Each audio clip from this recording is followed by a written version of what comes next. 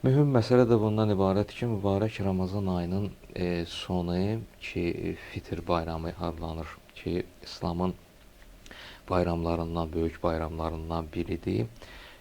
Fitr bayramı və bu bayramda da necə ki Allah Taala mübarək ay daxil olanda bizdən istədiyi vacib şeylərdən, əməllərdən biri kutiba aleykumus-siyam oruc idi Bəli. və bu mübarək Ramazan ayının sonunu da bizdən zəkat istəyir ki, həmin zəkatın adı fitrə zəkatıdır. Özü də vacib olan işlərdən biridir və çox da məsuliyyətli bir işdir. Onu deyərdim ki, məsuliyyətli bir əməldir.